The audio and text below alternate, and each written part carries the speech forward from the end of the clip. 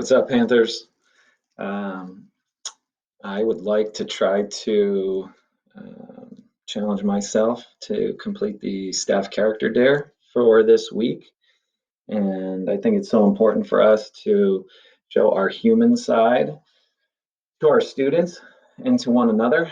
And I think the dare really allows us to open up and help us kind of remember why we're doing this, as well as help our students to get an opportunity to see a glimpse of us um, in a way they may never have, have had the chance to do this year.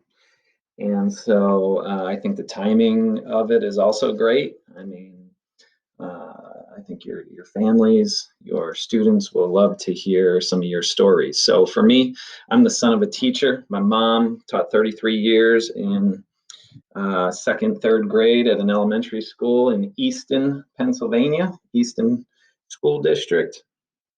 Um, and I never really had an option as a kid.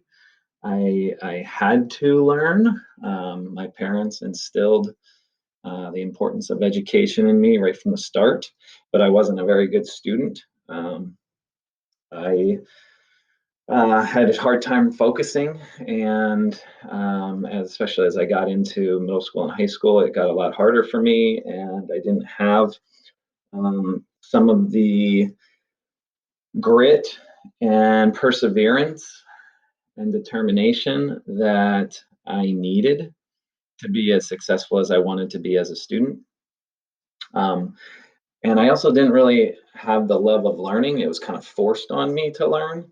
So it wasn't until I became an adult and in graduate school that I really began to enjoy learning much more, and especially since then. Um, I consider myself a lifelong learner. It is what I believe will um, separate anyone from being average to being great.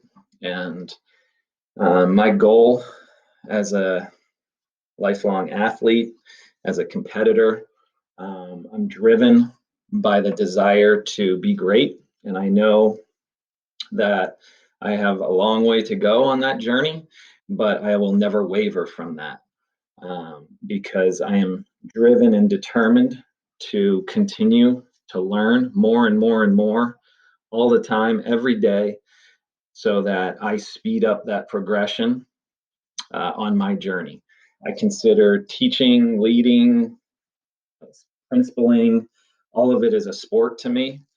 And I come from that sports background. So I see a lot of great educators, a lot of great people doing great things. And I always ask myself, well, why can't I do that? I want to be just like that. I want to be that good. I want to impact that many people and serve our kids and you and our families and whoever it is that I'm interacting with. And I know to do that, I don't have all the answers right here, right now. I need to learn that from others, uh, from books, from Twitter, from people who are much smarter than me. And so that's what drives me each and every day, um, so that I can speed up that learning curve as quickly as possible. I think I am driven right now in my work when we talk about purpose. I think I have two passions that will kind of always be there with me. One is um, a passion for helping our boys in particular to become great men and to be successful in school, and to help the adults in education understand boys a little bit more, because I think our triggers are a lot quicker with boys, our leashes are a lot shorter with boys. I think our patience is a lot thinner with boys in education, and data supports that. And so especially our boys of color. And I think I see the potential in them and the greatness in them, and I'm able to look past some of the um, things that might be happening within a given day in a classroom that some might see as distractions or bad behavior. I don't see it as such, and so um, educating boys and helping them to grow to be successful young men, to be dads, to be fathers, to be um, husbands, you know, and I think that's so important. And then the second piece that I'm super passionate about is character education, or SEL. I use those words interchangeably. To me, they're very much similar. They mean the same, but it is my passion because I didn't have that growing up as a kid. That really fell on my family to kind of instill and kind of uh, happen through my surroundings, my experiences, my upbringing, but it wasn't intentionally taught, explicitly taught, and I didn't have explicit practice opportunities in school to apply that and learn those things. Like our students now throughout the country are hopefully beginning to get exposed to and have opportunities.